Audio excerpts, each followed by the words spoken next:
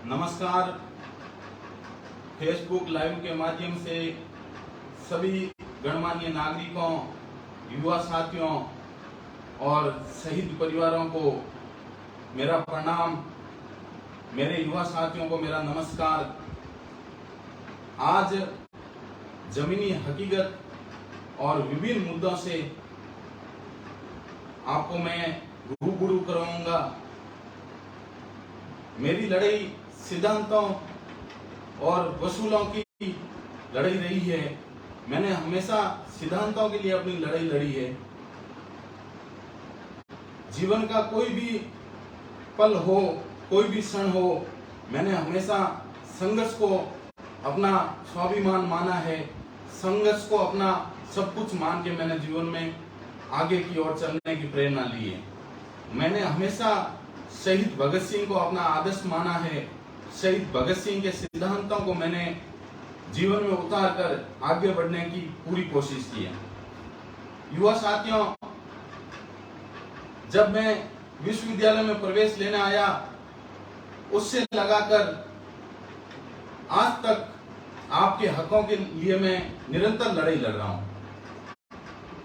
2014 में old campus में सर्वप्रथम मैं 8 से उपाध्यक्ष का चुनाव लड़ा, मजबूती से चुनाव लड़ा और आप सबकी बदौलत, आपकी मेहनत, परिश्रम और लगन से चुनाव लड़ा।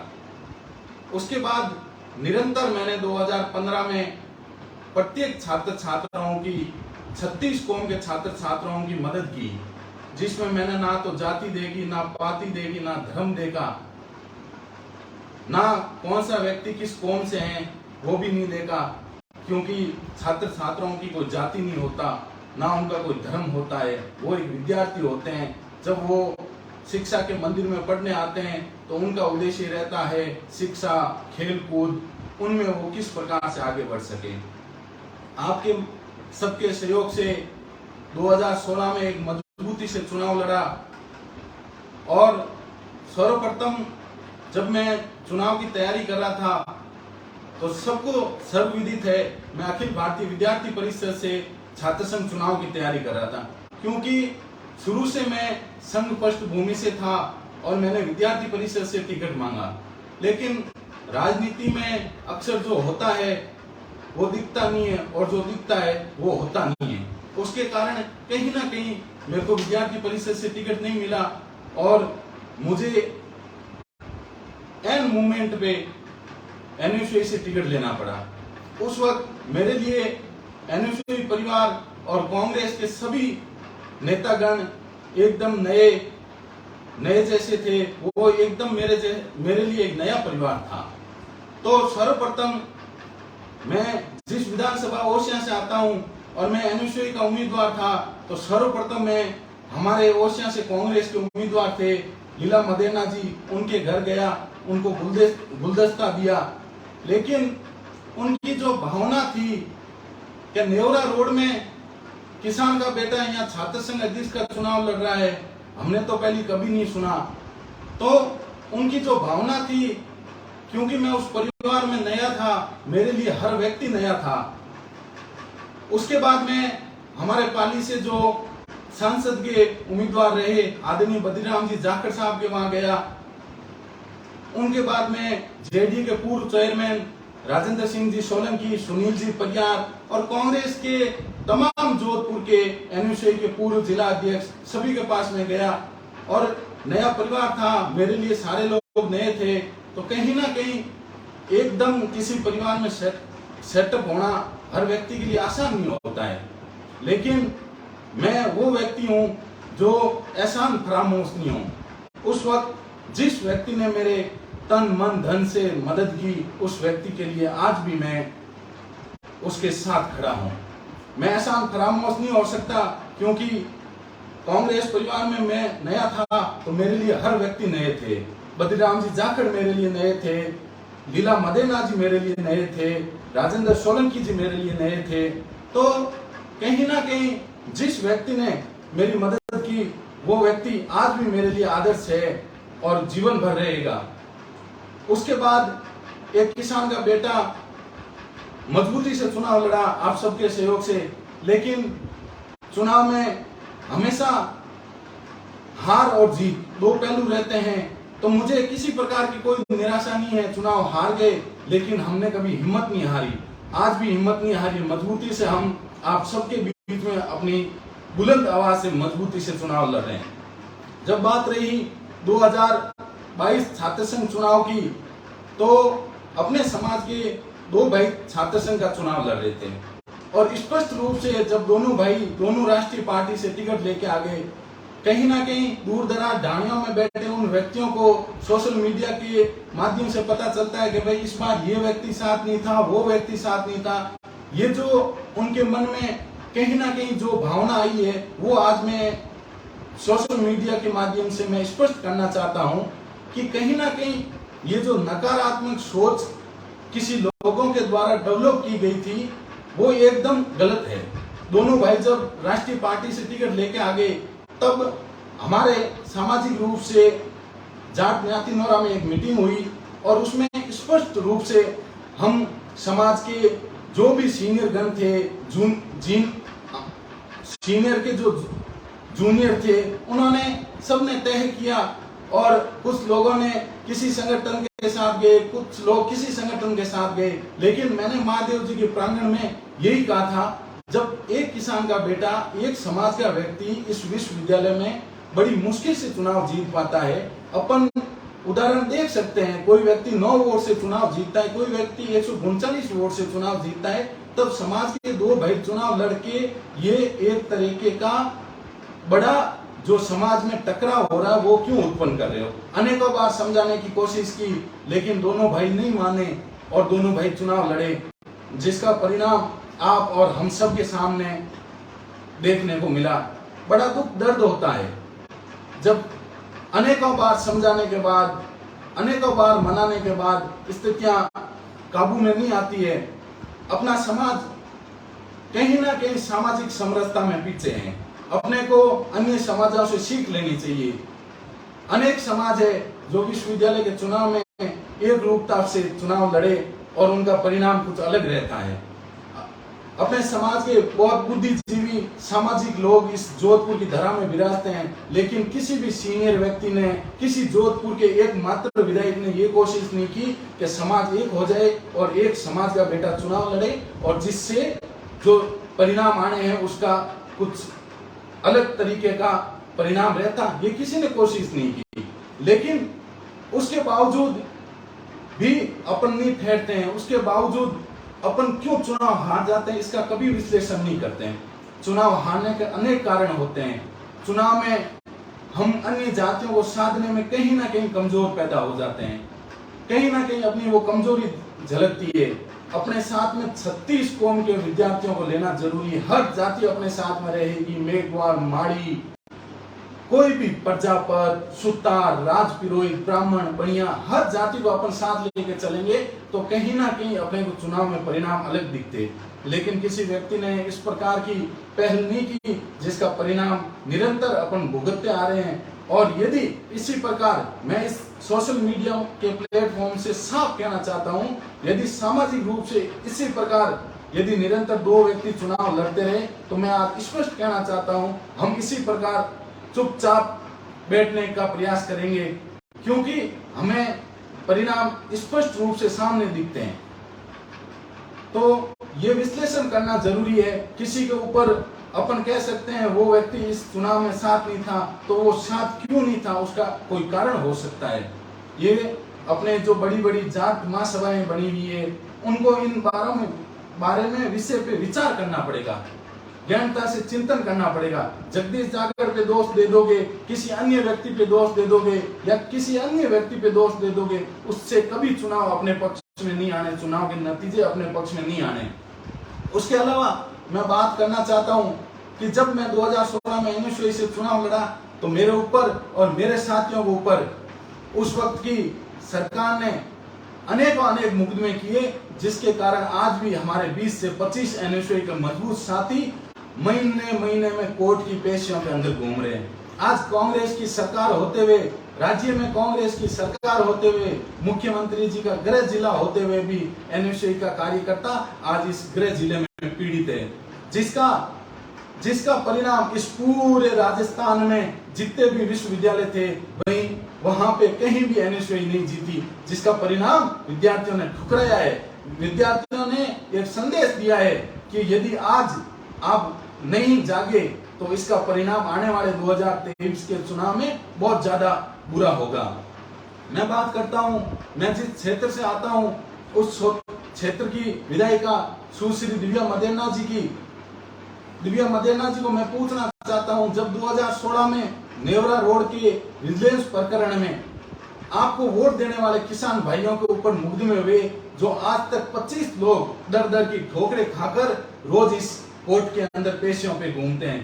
मैं उनके लिए पैरवी करने के लिए माननीय मुख्यमंत्री जी के पास गया, लेकिन हमारी विधायिका जी एक बार भी उन किसानों की बात लेके कभी माननीय मुख्यमंत्री जी के पास नहीं गए। तो कहीं ना कहीं ये विडंबना है, ये पीड़ा है कि बात तो वो किसान की करते हैं, बात वो गरीब की करते हैं, बात वो मजदूर की करते हैं, लेकिन धरातल पे वो बात कहीं दिखती नहीं है।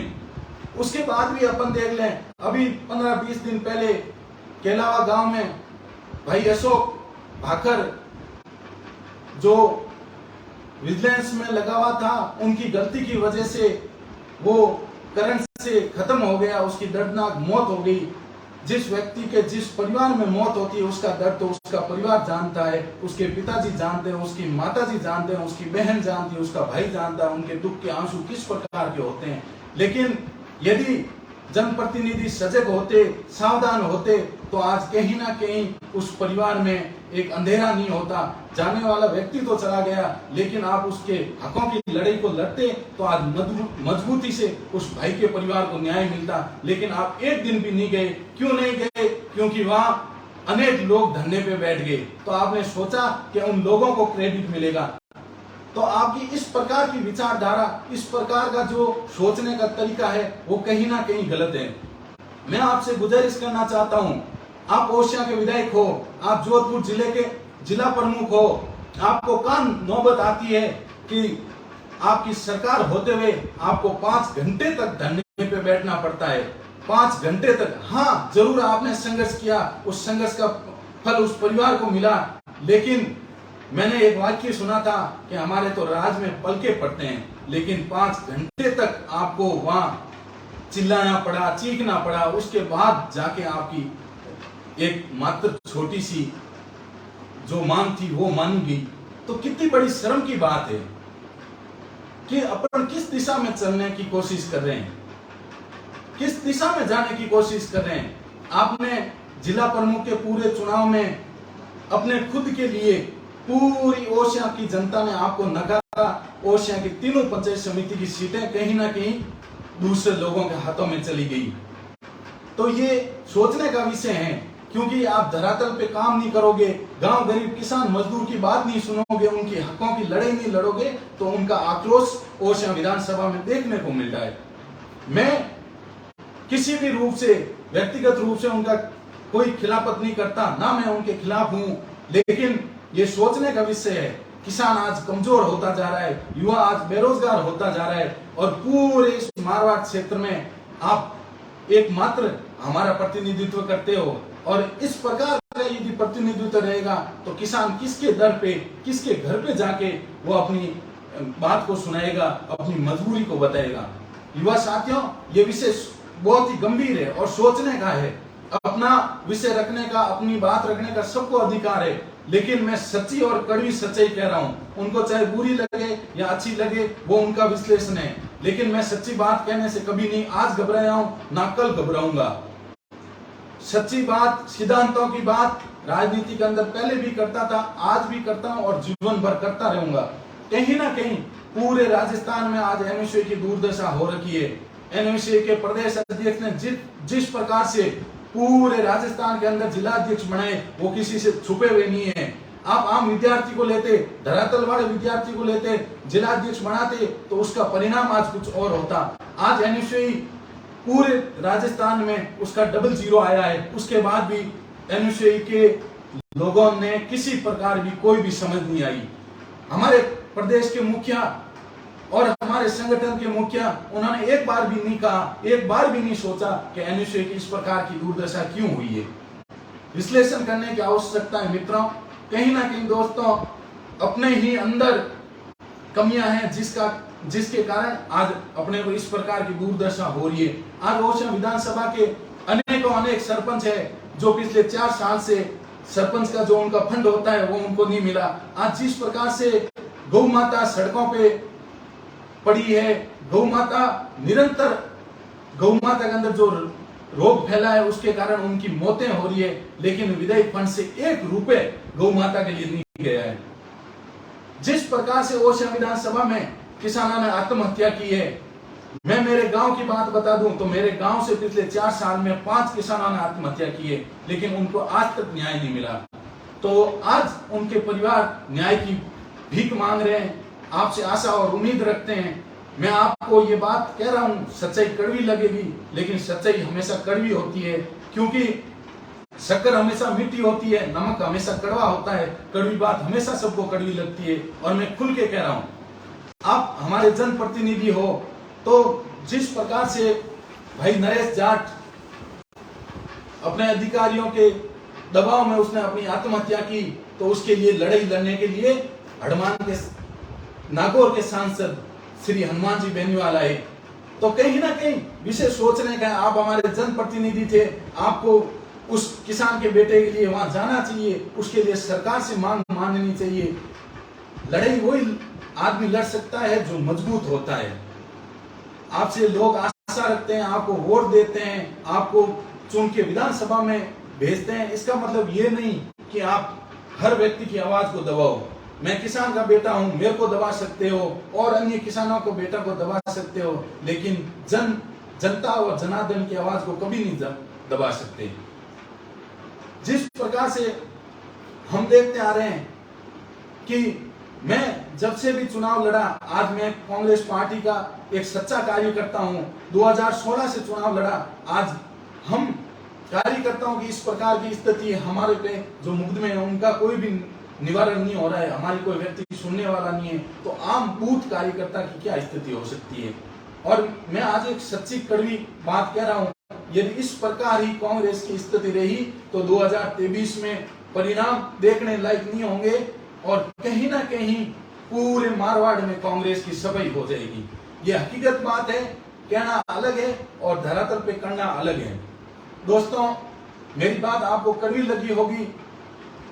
मेरे जैसा भाई इस जोधपुर विश्वविद्यालय में जो संघर्ष करके चुनाव लड़ता है, जो भी किसान का बेटा, जो भी समाज का व्यक्ति चुनाव हारता है, दर्द सबको होता है, दर्द मुझे भी है, लेकिन उसके ऊपर किसी भी व्यक्ति के ऊपर आप गंभीरता से आरोप लगाते हो, वो कहीं ना कहीं गलत है। मैं सभी भाइयों को बता देना चाहता हूं जो दूर दराज सोशल मीडिया से मेरे को देख रहे हैं, इस पूरे चुनाव में जगदीश जाखड़ ने स्पष्ट रूप से महादेव जी के प्रांगण में कहा था, यदि समाज के 2 व्यक्ति चुनाव लड़ते हैं तो जगदीश जाखड़ और जो भी अन्य सामाजिक रूप से जो राजनीति करते हैं वो व्यक्ति कहीं ना कहीं इस समाज को 2 धड़ों में बांटना नहीं चाहते हैं, लेकिन फिर भी चुनाव लड़े, जिसका परिणाम आपने और हमने देखा। तो उसके लिए आप किसी व्यक्ति को दोषी नहीं ठहरा सकते हो, किसी जाति को दोषी नहीं ठहरा सकते हो। आप नहीं कह सकते उस जाति ने हमें वोट नहीं दिए, तो वो कमियां क्या थी, संगठन में कमियां क्या थी, संगठन के लोगों में कमियां क्या कहां थी, ये सोचने का विषय है, गंभीरता से सोचना पड़ेगा। और आज जो हमारे जोधपुर जिले में स्थितियां बनी हुई है, उस स्थितियों को सुधारने की आवश्यकता है। और यदि इसी स्थितियों को नहीं सुधारा गया तो हम जैसे संघर्षशील व्यक्ति एक नई राह की ओर आगे बढ़ जाएंगे और जल्दी एक बड़ी खुशखबरी आप सब भाइयों के साथ दे देंगे। हम प्रयासरत है कि हमारी जो जायज मांगे हैं, हमारा जो संघर्ष के जो काल थे, हमारे ऊपर जो झूठे मुकदमे हैं उनको हटाया जाए। और यदि हमारी जो भी जायज मांगे हैं, हमारे किसान के बेटों को कुचला जा रहा है, यदि वो कुचलना बंद नहीं किया तो कहीं ना कहीं ये किसान के बेटे एक अलग दिशा में चल पड़ेंगे। और जहाँ किसान चलता है, जहाँ युवा चलता है, वहाँ देश की राजनीति चलती है। आप सबके माध्यम से मैं ये बात स्पष्ट कहना चाहता हूँ, आप सब युवा साथी जिन्होंने मेरा हर वक्त प्रत्यक्ष और अप्रत्यक्ष रूप से सहयोग किया, लगन मेहनत परिश्रम से जिसने जगदीश जाखड़ को बनाने की जो पुरजोर कोशिश की, उन व्यक्तियों को मैं तहे दिल से धन्यवाद देना चाहता हूं। मैं नमन करता हूं सभी व्यक्तियों को जिन्होंने मेरे लिए हर वक्त मेहनत की और आज भी वो लोग मेरे लिए मेहनत करते हैं। मेरा हर व्यक्ति, हर समाज का व्यक्ति, 36 कौम का व्यक्ति मेरा भाई है। मैंने कभी जाति धर्म किसी भी व्यक्ति को नहीं देखा। आप सब ने इतने टाइम तक मेरे को सुना, उसके लिए मैं आप सबका धन्यवाद देना चाहता हूं और मैं गंभीरता से कहना चाहता हूं कि मेरी इस बात को कोई व्यक्ति दिल पे ना ले, क्योंकि मैंने एक सच्चाई रूपी बात आपके सामने रखी है। जय हिंद, जय भारत।